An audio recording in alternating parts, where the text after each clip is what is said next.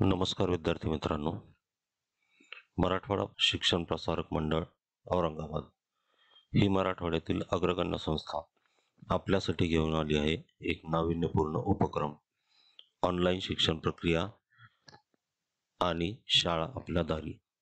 मित्रांनो, मागील शैक्षणिक वर्षात शाळा भरल्याच नाहीत असे म्हटले तरी चालेल, आणि त्यामुळे तुमचे झालेले शैक्षणिक नुकसान भरून काढण्यासाठी महाराष्ट्र शासनाने सेतू अभ्यासक्रम म्हणजेच ब्रिज कोर्स सुरू केलेला आहे.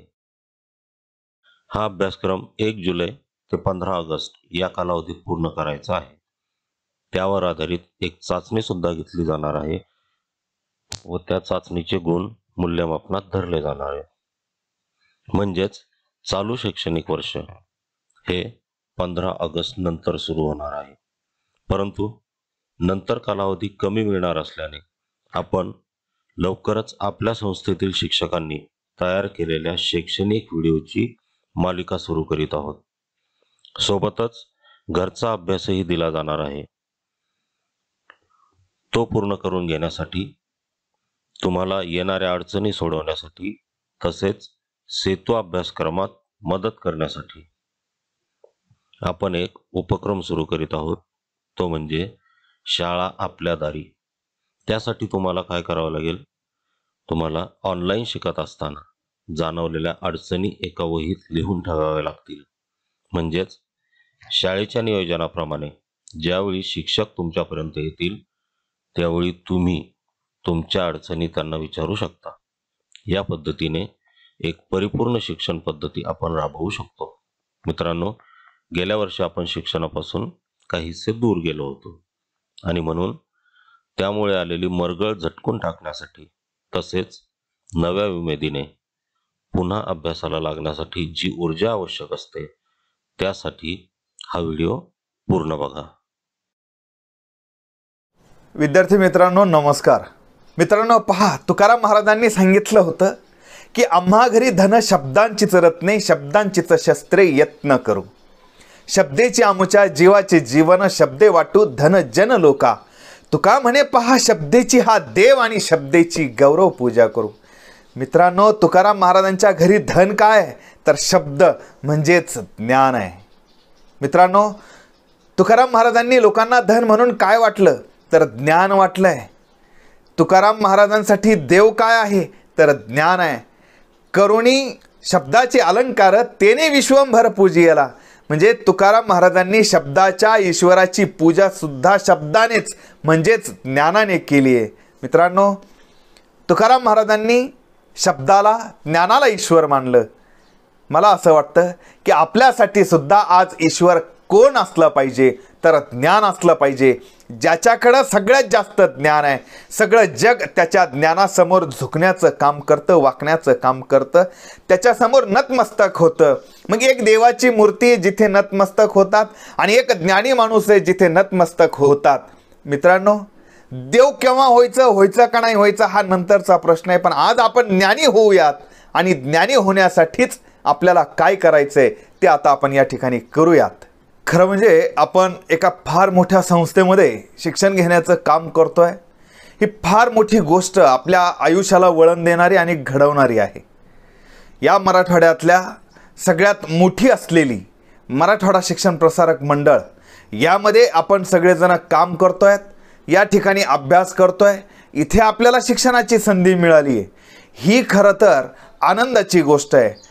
पण आता आपण पाहतोय की या गेल्या 2 वर्षापासून कोविडचं एक भयानक संकट आपल्यावर येऊन कोसळलं असल्या कारणाने अनेक गोष्टींची अडचण निर्माण झालेली आहे.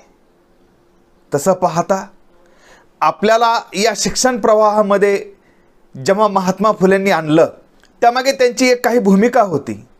आणि त्यावेळेस महात्मा फुलेंनी असं सांगितलं होतं की विद्येविना मती गेली, मतीविना नीती गेली, नीतीविना गती गेली, गतीविना वित्त गेले, आणि वित्तविना शूद्र खचले, इतके सारे अनर्थ एका अविद्येने केले.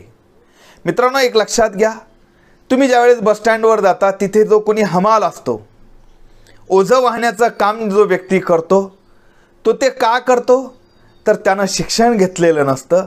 आणि म्हणून शिक्षण न घेतलेल्या माणसाला काम काय मिळू शकतं तर ओझं वाहण्याचं काम मिळू शकतं, हे आपण त्या ठिकाणी पाहतो.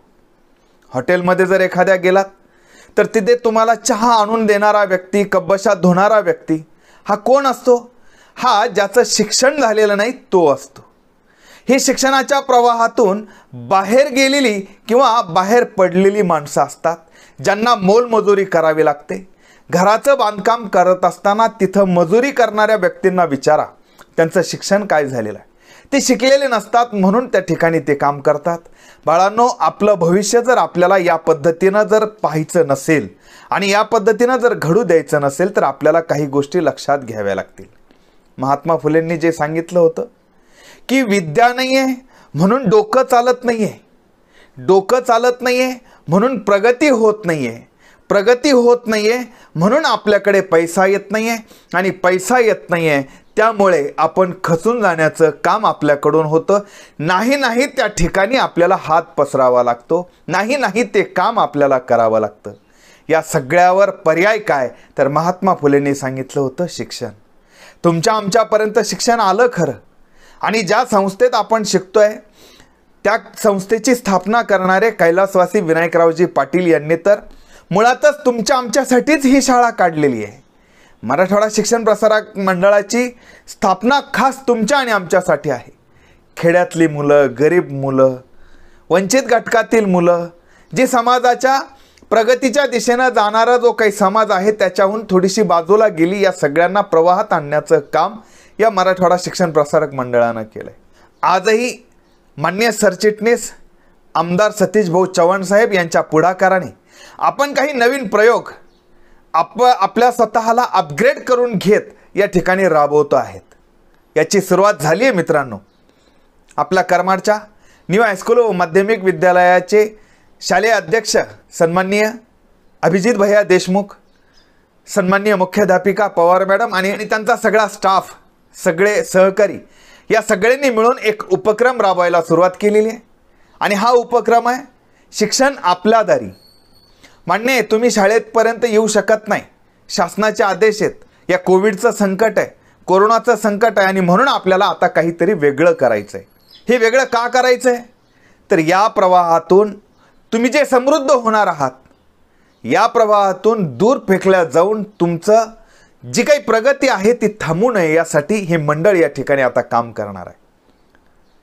आणि न्यू हायस्कूल करमाडचा हा एक आदर्श आपण सगळ्यांनी घेण्यासाठीच सन्माननीय सरचिटणीस आमदार सतीश भाऊ चव्हाण साहेब यांनी सगळीकडे आता एक नवीन उपक्रम राबवण्याचं ठरवलेलं आहे. शाळा आपल्या दारी, शिक्षण आपल्या दारी. मित्रांनो, तुम्हाला कुठे जायची गरज नाही आहे. तुम्ही जिथे आहात त्या ठिकाणी आम्ही येणार आहेत आणि तुम्हाला शिक्षण देण्याचं काम करणार आहे. हा पण मात्र आता तुम्हाला त्या ठिकाणी स्वतःला सुद्धा काही पुढाकार घेणं गरजेचं आहे. मी तुम्हाला एक छोटीशी गोष्ट सांगतो. एक भलं मोठं जंगल होतं. या जंगलामध्ये वेगवेगळे प्राणी, पण ते स्वतःच एका वेगळ्या अहंकारामध्ये होते. आता हा अहंकार कसा? तर जसं हत्ती म्हणायचा, सगळ्यात ताकदवान या जंगलामध्ये कोण आहे? तर फक्त मी एकटा आहे. जिराफ म्हणायचा, या जंगलामध्ये सगळ्यात उंच कोण असेल? तर मी एकटा आहे. चिता म्हणायचा, या जंगलामध्ये सगळ्यात चपळ कोण असेल? तर मी आहे. वाघ, सिंह म्हणाले, आमच्या इतका ताकदवान, आमच्या इतका राजा असलेला माणूस या जंगलामध्ये कोणी सुद्धा नाही आहे. प्रत्येकजण आपापल्या अहंकारात होता. एकदा झालं काय? त्या जंगलाला आग लागली, आणि ही आग लागल्यानंतर जो मी म्हणणारा होता, मी या जंगलामध्ये कसा श्रेष्ठ आहे, ही सगळेजण पळायला लागली.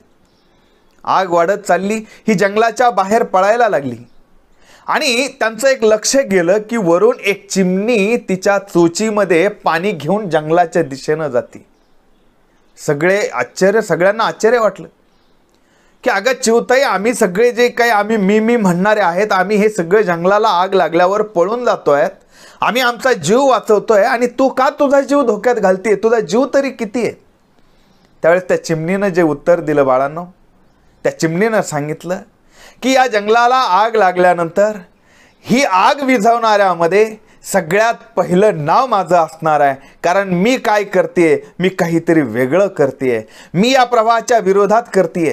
प्रवाह हा सांगतोय की या जंगलाला आग लागली आणि आपल्याला सगळ्याला या जंगलातून पळून जायचं आहे, पण चिमणी म्हणते नाही, माझं कर्तव्य आहे की या जंगलाला लागलेली आग मी माझ्या परीनं जेवढी जशी होईल त्या पद्धतीनं मी ती विझवली पाहिजे.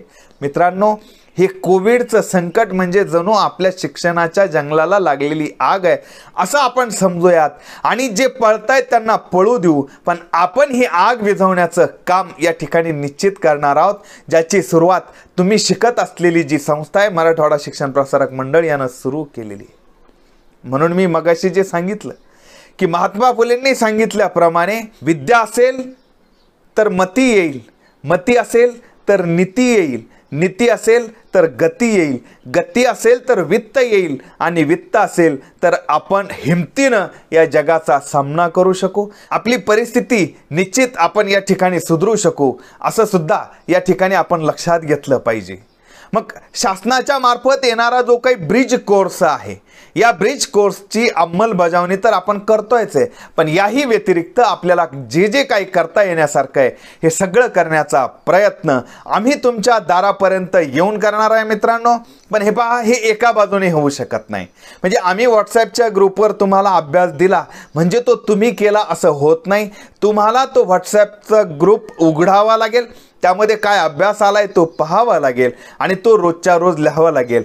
जर नाही लिहिलं मित्रांनो तर याच्यामध्ये तुमचं काय नुकसान होऊ शकतं, तर उद्या तुम्ही हमाल होऊ शकता, उद्या तुम्ही गवंडी काम करणारे होऊ शकता, उद्या तुम्ही कुणाचे नोकर होऊ शकता, उद्या तुम्ही कुणाचे गुलाम होऊ शकता, आणि तुम्हाला नोकर झालेलं, गुलाम झालेलं, चाकर झालेलं, कोणाची तरी हुजरीगिरी करणारे, किंवा म्हणजे तुम्हाला उद्या चालून कपबशी धुताना, तुम्हाला उद्या चालून हमाली करताना जर तुमच्या आईवडिलांनी पाहिलं तर त्यांना खरंच अभिमान वाटणार आहे का? तर अजिबात नाही मित्रांनो. म्हणून तुमच्या आईवडिलाकडे बघा आणि निदान त्या आईवडिलाकडे पाहून तरी असा विचार करा की जरी आता शिक्षण बंद असलं, जरी आता शाळा बंद असली, तरी आमचं शिक्षण थांबणार नाही. तुमची संस्था, तुमची शाळा तुमच्यासाठी हे सगळा पुढाकार घेते आणि तुमच्यापर्यंत ज्या पद्धतीने होईल, जसं शक्य होईल तसं शिक्षण देण्याचं काम या ठिकाणी करणार आहे. आता फक्त तुम्ही एवढा विचार करायचा आहे की हे शिक्षण मी कसं घेऊ शकतो, आणि या दृष्टीनंच तुम्हाला काम करायचं आहे. मित्रांनो, चला तर आलेली सगळी मरगळ आपण आता झटकूयात आणि नव्यानं शिक्षण आम्ही देण्यासाठी काम करतोय, तुम्ही घेण्यासाठी काम करा, आणि दोघंही या पद्धतीनं आपल्या संस्थेचं, आपल्या शाळेचं नाव निश्चित वाढवूया. मित्रांनो, हे सगळं या ठिकाणी थांबवताना एवढंच सांगतो की शिक्षणाला दुसरा पर्याय अजिबात नाही. नसता तर आम्ही तोही सांगितला असता, पण शिक्षणाशिवाय कसलाही पर्याय नाही, आणि त्यामुळं शिक्षण आपल्याला हा शेवटचा, एकमेव आणि मुख्य पर्याय असल्यामुळे आपल्याला त्याला तडजोड करायची नाही आहे. आपल्याला शिक्षण हे घ्यायचंच आहे. आम्ही तुमच्यापर्यंत येतो आणि तुम्हीसुद्धा शिक्षणासाठी होईल तेवढी मेहनत घेण्याचा प्रयत्न निश्चित करा. या ठिकाणी हे सगळं सांगून मी स्वतः या मंडळामध्ये, मराठवाडा शिक्षण प्रसारक मंडळाचा मी एक विद्यार्थी आहे आणि याच संस्थेत शिक्षण देण्याचं काम करतोय, याचा मला अभिमान आहे, आणि म्हणून या मंडळाचं आपण सगळेजण देणं लागतोय. या भावनेनं आपण सगळेजण मित्रांनो काम करूयात, आणि एवढं सगळं सांगून या ठिकाणी थांबतो. धन्यवाद. थँक्यू. नमस्कार विद्यार्थी मित्रांनो. सध्या कोरोनाच्या वातावरणामुळे शाळा बंद आहेत, मात्र कोणत्याही परिस्थितीमध्ये तुमचं शैक्षणिक नुकसान होऊ नये यासाठी आपल्या मराठवाडा शिक्षण प्रसारक मंडळ संस्थेने ऑनलाईन शिक्षणाचा पर्याय तुम्हाला खुला करून दिलेला आहे. या अभिनव अशा संकल्पनेसाठी मी संस्थेचे सर्व पदाधिकारी व या उपक्रमाचे नियोजन करणारे सर्व समिती यांचं अभिनंदन करतो, आणि त्यासोबतच तुम्हाला सर्वांना असं आवाहन करतो की तुम्ही या सुवर्ण संधीचा अवश्य लाभ घ्यायला हवा. माझ्या मते तुम्ही पुढील काही गोष्टींचं जर पालन केलं तर या वातावरणात आपण शैक्षणिकदृष्ट्या मागे न राहता तुम्ही जे यावर्षी तुमचं जे उद्दिष्ट असेल ते तुम्ही निश्चितच प्राप्त करता. माझे नाव अमोल भांडवलकर. मी आपल्या संस्थेच्याच न्यू हायस्कूल चौका या ठिकाणी इंग्रजी विषयाचं अध्यापन करतो. आपल्यासमोर मी विषय मांडतो आहे तव तेजाचा अंश दे. या विषयात मी पुढील 5 सूत्रांचा अंतर्भाव केलेला आहे. त्यातील पहिलं सूत्र आहे ध्येय निश्चिती. तुम्हाला एक घटना सांगतो. 50-60 वर्षांपूर्वी पश्चिम बंगालचा एक युवक आपल्या बहिणीसोबत दिल्लीमध्ये वास्तव्यास होता. ते दोघं भावंड रस्त्याने जात असताना त्यांच्या समोरून राष्ट्रपतींचा ताफा जात असतो. त्या राष्ट्रपतींची त्या काळची व्हिक्टोरिया बग्गी, त्या बग्गीला जुंपलेला तो घोडा, तो सर्व थाटमाट सरंजाम बघून तो युवक सहज आपल्या बहिणीला म्हणतो, ताई, ह्या जन्मी नाही पण पुढच्या जन्मी जरी मला राष्ट्रपतींच्या बग्गीचा घोडा बनण्याचं नशीब प्राप्त झालं तर मी स्वतःला भाग्यवान समजेल. त्याच वेळेस ती बहीण उद्गारते, अरे प्रणव, पुढच्या जन्मी कशाला? तुला ध्येयच ठरवायचं आहे ना, तर असं ठरव की याच जन्मात मी या देशाचा राष्ट्रपती बनल्याशिवाय स्वस्थ बसणार नाही. आणि कदाचित त्या युवकाने ते ध्येय ठरवलं असावं, कारण निश्चितच ते ध्येय त्या युवकाने प्राप्त केले. कारण तो युवक म्हणजेच भारताचे माजी राष्ट्रपती राष्ट्रपती प्रणवदादा मुखर्जी. तर तसे ध्येय जर ठरवलं तर ते प्राप्त होऊ शकेल. आपण नुकताच शिवराज्याभिषेक दिन साजरा केला. पण विचार करा, वयाच्या 14व्या-15व्या वर्षी छत्रपती शिवरायांनी रायरेश्वरच्या मंदिरात शपथ घेतली होती की मी हिंदवी स्वराज्य स्थापन केल्याशिवाय आणि या जनतेला गुलामगिरीतून मुक्त केल्याशिवाय स्वस्थ बसणार नाही. निश्चितच त्या ध्येयाची परिपूर्ती राज्याभिषेकात झालेली आपल्याला दिसून येईल. असं म्हणतात, वॉरन बफे असं म्हणतात की an idiot with a planning can defeat a genius without a plan. Warren Buffett हे अतिशय यशस्वी असे उद्योजक आहेत, जगातील सर्वात श्रीमंत व्यक्ती आहेत. तर त्यांचा हा संदेश आपण ध्यानात घ्यायला हवा. त्या ध्येय निश्चितीसोबत आपण त्याचं नियोजनसुद्धा करायला हवं. आदिवासी भिल्ल समाजातील एक अतिशय गरीब परिस्थितीमधील डॉक्टर राजेंद्र भारुड यांनी आपले अनुभव मांडलेत. मी एक स्वप्न पाहिलं. त्यात त्यांनी सांगितलं आहे की शाळेत जायला त्यांना पायात घालायला चप्पलसुद्धा नसायची, पण त्यांनी परिस्थितीवरती मात केली. ते डॉक्टर तर बनलेच, त्यासोबतच त्यांनी UPSC परीक्षा पास होऊन कलेक्टर रँक त्यांनी प्राप्त केलेली आहे. त्यांचं म्हणणं असं आहे की जरी आपण ग्रामीण भागातील असलो, आपल्या घरची परिस्थिती खूप चांगली नसली तरी पण आपण त्याच्यावरती मात करू शकतो. मात्र आपलं ध्येय हे तेवढं आपल्याला खेचणारं हवं, आकर्षित करणारं हवं. त्या ध्येयाची जाणीव आपण सतत ठेवली पाहिजे. आणि ते म्हणतात की गरिबी परिस्थितीची नसते, तर गरिबी बऱ्याचदा विचारांची असते. तर आपण आपले विचार या पद्धतीने बनवले पाहिजेत. एक संस्कृतचा व्याकरणकार पाणिनी, त्याला जन्मजात हातावरती रेषा नव्हत्या, तर त्याच्या आईने काट्याने त्या रेषा त्याच्या हातावरती काढल्या आणि त्याला गुरुकडं विद्या घेण्यास पाठवलं. परंतु त्या हातावरच्या रेषा शोधण्यापेक्षा डॉक्टर बाबासाहेब आंबेडकर असं म्हणतात की हातावरच्या रेषावरती विश्वास ठेवण्यापेक्षा तुमच्या मनगटातील शक्तीवरती विश्वास ठेवा. जे तुम्ही ध्येय ठरवलं आहे ते तुम्ही निश्चितच प्राप्त करू शकाल. संत तुकाराम महाराज ज्याप्रमाणे म्हणतात, असाध्य ते साध्य करिता सायास कारण अभ्यास. किंवा तुकोबारायांचा अजून एक अभंग आहे की ओले मूळ भेदी खडकाचे अंग अभ्यासासी काय कार्यसिद्धी. किंवा दासबोधात समर्थ रामदास असं म्हणतात की यत्ने तो देव जाणावा, यत्नेविन दरिद्रता. निश्चितच प्रयत्नातच परमेश्वर आहे. प्रयत्न जर केले नाहीत तर कोणतीच गोष्ट आपल्याला प्राप्त होणार नाही. शहीद भगतसिंगांनी तर लिहून ठेवलंय, मेरे जज्बातों से इस तरह मसरूफ़ है मेरी कलम कि मैं इश्क भी लिखना चाहूँ तो इन्कलाब लिखा जाता है. जे भगतसिंगांच्या रोमारोमात स्वातंत्र्याचं वेड इतकं भिनलेलं होतं की सांसारिक गोष्टींकडं लक्ष द्यायला त्यांना फुरसत नव्हती, वेळ नव्हता. त्यांचं ध्येय ठरलेलं होतं. त्याच पद्धतीने तुमच्या ध्येयाकडे तुम्ही वाटचालीस सुरुवात करा. निश्चितच तुम्ही ध्येयप्राप्ती केल्याशिवाय स्वस्थ बसू नका. दुसरं सूत्र मला असं वाटतं, आव्हानांचा सामना. जीवनात, शैक्षणिक आयुष्यात तुम्हाला जे आव्हानं येतील त्याचा सामना तुम्ही करायला हवा. आनंद यादवांची एक जुनी आत्मचरित्र आहे, झोंबी, नांगरणी. तर 50, 60, 70 वर्षापूर्वीसुद्धा त्यांना अनेक आव्हानं शालेय जीवनात ही सामना करावा लागला.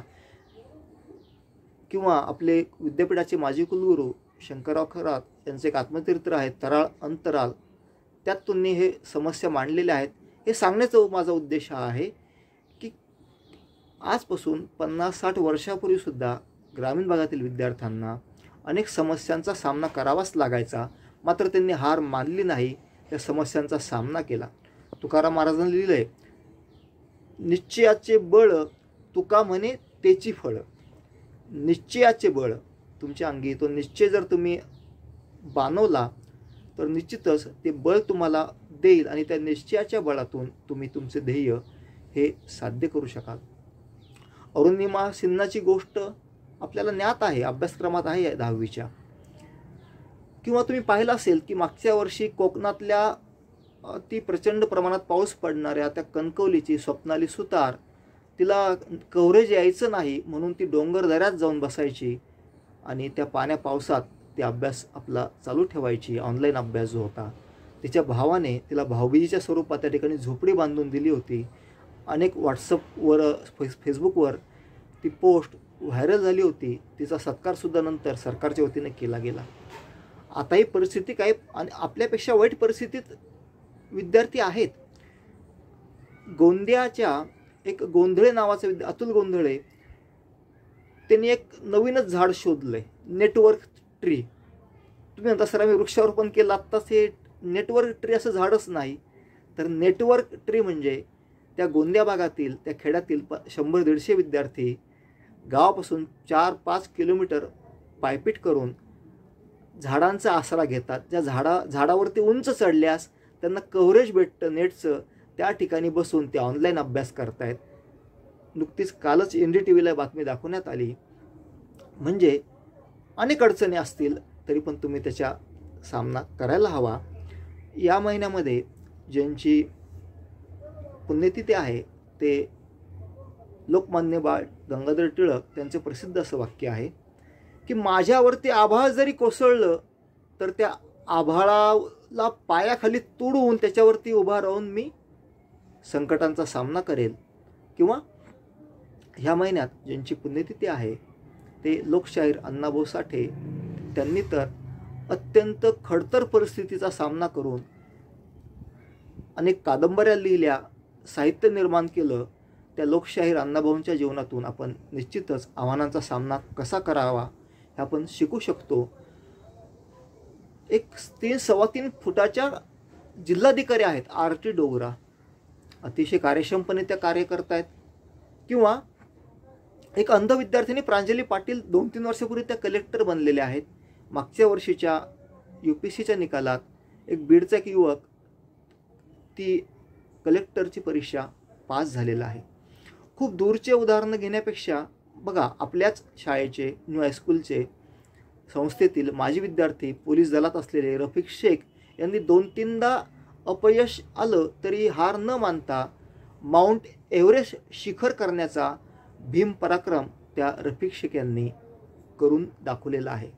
नुकतंच मी एक व्याख्यान ऐकलं, जालन्याचे जे UPSC अधिकारी पास झालेले अधिकारी आहेत शेख अन्सार, तर त्यांनी असं सांगितलं की जेव्हा ते मराठी माध्यमाच्या शाळेत शिकायचे, घरची गरिबीची स्थिती होती, वडील रिक्षा चालवायचे, मात्र त्यावर मात करून ते शाळेत रेग्युलर तर जायचेच, त्यासोबत त्यांचं जनरल नॉलेज किंवा इतर भाषण असतील, स्पर्धा असतील, त्यात सहभाग घ्यायचे. त्यांनी असं सांगितलं आहे. ते आता पश्चिम बंगालमध्ये कलेक्टर रँकच्या पदावरती कार्यरत आहेत. त्यांनी असं सांगितलं की निश्चितच त्या अनुभवाचा मला फायदा झाला आणि मी जीवनातील इतकी अवघड परीक्षा, मोठी परीक्षा, इतकं मोठं आव्हान मी त्याला सामना करू शकलो. आपण राफेल विमानांचं मागं चर्चा ऐकली, तर राफेल विमानांचा एक स्क्वॉड्रन लीडर म्हणून उदगीरचा ग्रामीण भागातला एक तरुण सौरभ अंबुरे हा त्या राफेल विमानं फ्रान्समधून आणताना त्याचा वैमानिक होता, पायलट होता. किंवा आता गेल्या 15 दिवसापूर्वी पंढरपूरच्या ग्रामीण भागातील एका साधारण कुटुंबातील वडील त्याचे शेतमजूर आहेत असा सोमनाथ माळी हा इस्रोची परीक्षा, सायंटिस्ट बनण्याची परीक्षा इस्रो या संस्थेची पास झाला आहे. भारतात फक्त 10 विद्यार्थी पास झालेत, त्यात महाराष्ट्रामधील तो एकमेव विद्यार्थी आहे. म्हणजेच ग्रामीण भागातील विद्यार्थी सुद्धा स्पर्धेत कुठेही मागे नाहीत, हे आपण लक्षात घ्यायला हवं. तिसरं सूत्र माझ्या मते ध्यास. असाध्य ते साध्य करण्याचा तो ध्यास तुम्ही बाळगायला हवा. माऊलींची एक ओवी आहे, विश्रांती नाही कुठे रात्रंदिवस तळमळ. ज्ञानेश्वर माऊलींच्या त्या ओवीप्रमाणे आपल्याला दिवस रात्र एकच ध्यास असायला हवा, एकच तळमळ असायला हवी की मी येणाऱ्या परीक्षेत 10वी असेल, तुमची 12वी असेल, 9वी 8वी असेल, मी अतिशय चांगल्या मार्काने उत्तीर्ण होऊन दाखवेन. आईवडिलांची जी इच्छा आहे ती मी पूर्ण करेन. बघा, अपयश येऊ शकतं, कारण APJ अब्दुल कलाम यांना एअरफोर्समध्ये पायलट बनायचं होतं, परंतु त्या मुलाखतीत ते यश प्राप्त करू शकले नाही. मात्र त्यानंतर त्यांना ते आशावादी होते. त्यांनी असा विचार केला की ठीक आहे, इथं अपयश आलं, पण अपयशाने मी हार मानणार नाही, आणि पुढच्या एका मुलाखतीत ते उत्तीर्ण होऊन रॉकेट सायन्समधले एक अतिशय चांगले पदवी प्राप्त करून त्यांनी एक इतिहास निर्माण केलेला आपल्याला दिसून येईल. जॉर्ज वॉशिंग्टन कार्वर हा फर्स्ट ब्लॅक सायंटिस्ट. अनेक त्यांनी शोध लावले, बटाट्यासारखं पीक त्यांनी शोधून काढलं. ते गुलाम होते, कृष्णवर्णी होते, तर त्यांनी त्यात हार न मानता तो ध्यास घेतला होता, तो पूर्ण केला. माउंट एव्हरेस्टचा मगाशी विषय निघाला होता.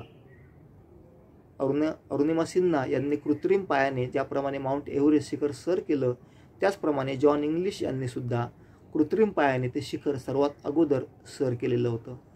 आपण विचार असा करू शकतो का बरं, ज्याला हात नाहीत तो व्यक्ती कार चालवू शकेल? फक्त कार चालवणेच नव्हे, तर कार रेसिंगचे चॅम्पियन बनलेले एक व्यक्ती आहेत विक्रम अग्निहोत्री. त्यांना दोन्ही हात नाहीत, त्यांनी हा पराक्रम आपल्याला करून दाखवलेला आहे. मागच्या 10वीच्या परीक्षेत एक ब्रह्मदेव लष्करे नावाचा एक लातूर भागातला विद्यार्थी, त्यांनी फर्स्ट क्लास मार्क प्राप्त केलेत. तुम्ही म्हणता सर फर्स्ट क्लास काय, आम्ही तर 80-90% त्याहून अधिक मार्क प्राप्त करू शकतो. परंतु लक्षात घ्या मित्रांनो, त्या ब्रह्मदेव लष्करेला दोन्ही हात नाहीत, परंतु बोर्डाची परीक्षा पायात लेखणी घेऊन त्यांनी फर्स्ट क्लास मार्काने उत्तीर्ण केलेली आहे. त्याच्या मागच्या वर्षी सोलापूरची विद्यार्थिनी याच पद्धतीने तिने यश संपादन केलं होतं. निश्चितच आपण अशा आदर्श व्यक्तिमत्वांना सलाम करायला हवा, ज्यांची आज पुण्यतिथी आहे. ते आधुनिक भारताचे मार्गदर्शक स्वामी विवेकानंद यांचा संदेश नेहमी लक्षात ठेवायला हवा की उठा, जागे व्हा आणि यश प्राप्त केल्याशिवाय स्वस्थ बसू नका. पुढचं सूत्र 4 नंबरचं सूत्र आहे सातत्य.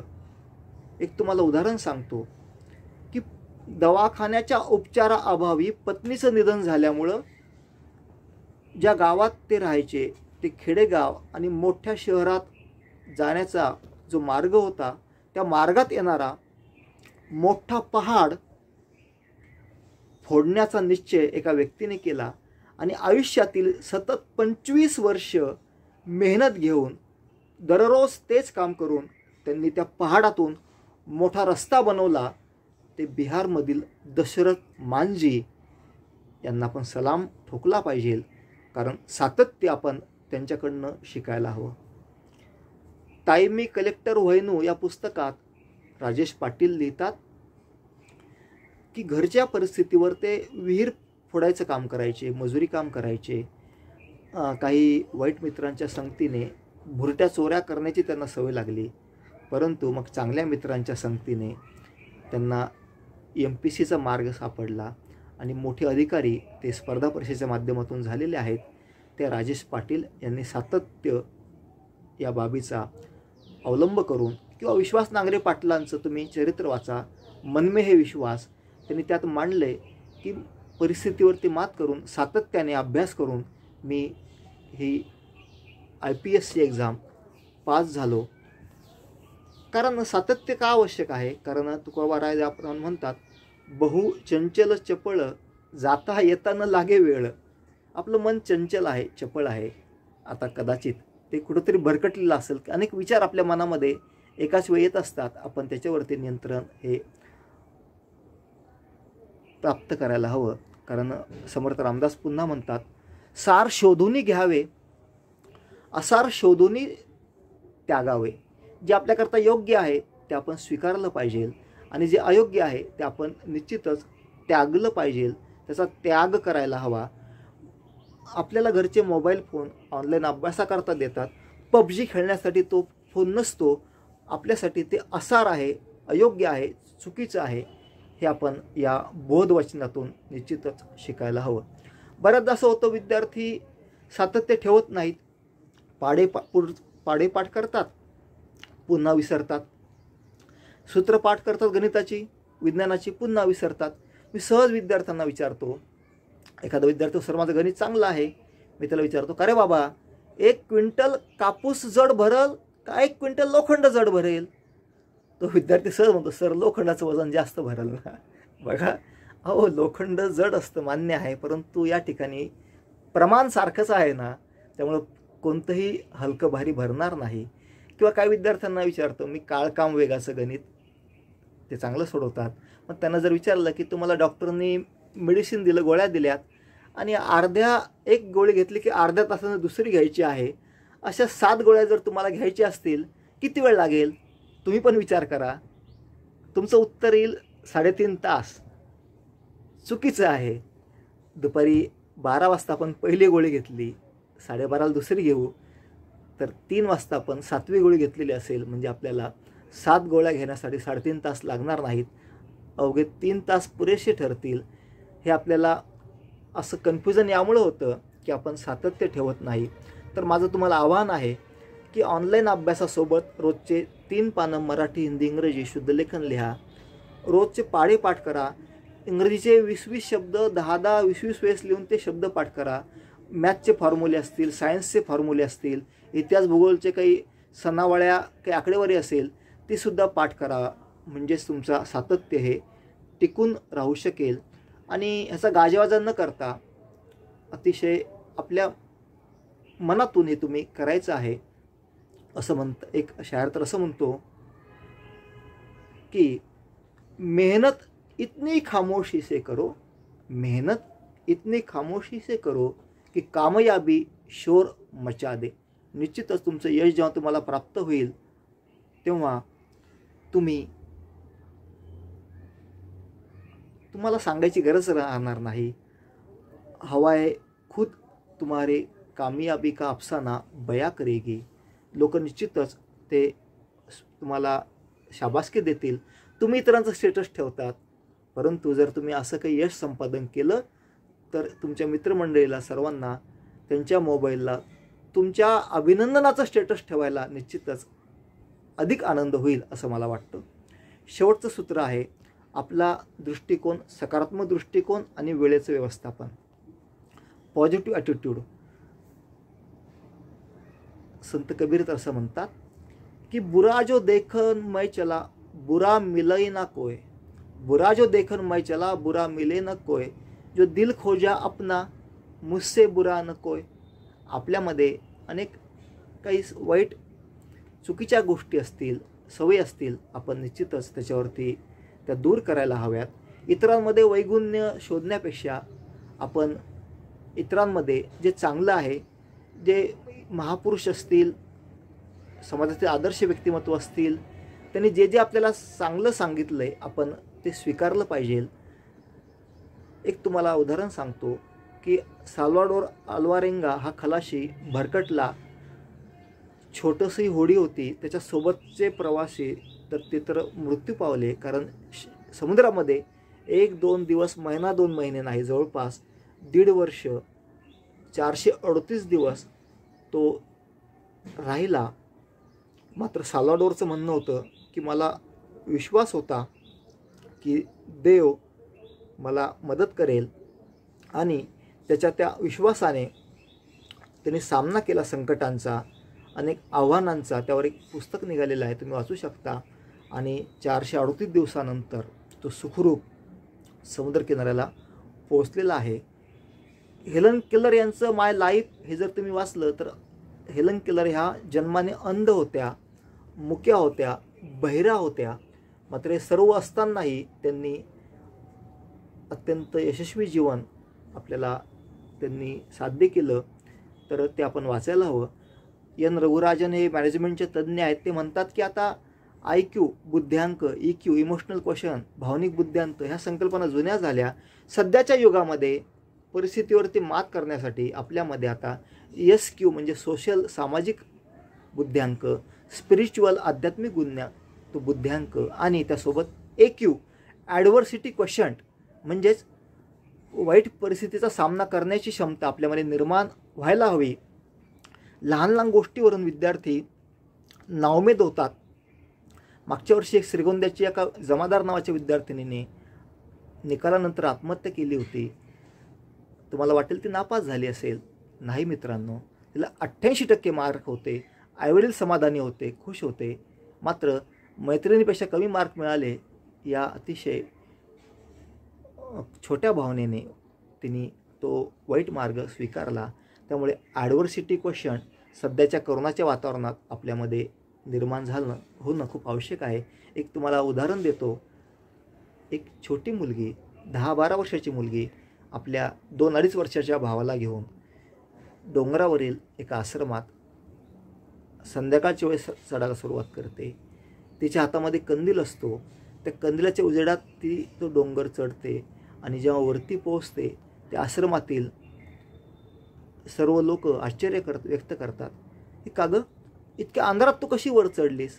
ती म्हणते, काका अंधार होता, परंतु माझ्या कंदिलात मला एक पाय टाकता येईल इतकं दिसायचं. त्या उजेडात मी एक पाय टाकत गेले आणि मी वरपर्यंत पोहोचले.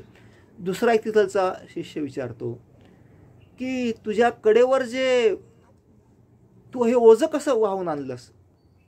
तुझ्या कडेवर हे बाळ आहे, ते ओझं तुला कसं पेललं? ती मुलगी उत्तर देते, काका हे ओझं नाही, हा माझा छोटा भाऊ आहे. त्याला मला ते ओझं वाटलं नाही, कारण तो छोटा भाऊ होता.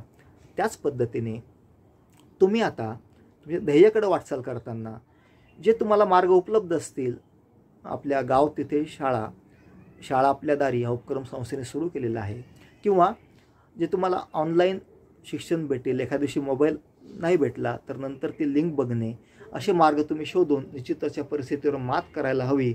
आणि येणाऱ्या परीक्षेत तुम्ही सर्वांनी या शैक्षणिक वर्षामध्ये कोरोनाचा बाव दूर करून एका ठाम निर्धाराने या पंचसूत्रीचा वापर करून तव तेजाचा अंश दे अशी मागणी आपण या सर्व महापुरुषांना, महामानवांना आणि हे आदर्श व्यक्तिमत्व जे आहे समाजातील त्यांना मागूयात, आणि त्या तेजाचा अंश घेऊन आपण तेजोमय होऊयात. शेवटी इतकंच म्हणेल, घे तू उंच भरारी, घे तू उंच भरारी, संकटांना घाबरू नकोस. घे तू उंच भरारी, संकटांना घाबरू नकोस. प्रयत्नांचे बळ भर तुझ्या पंखात, प्रयत्नांचे बळ भर तुझ्या पंखात. माघार तू घेऊ नकोस, माघार तू घेऊ नकोस.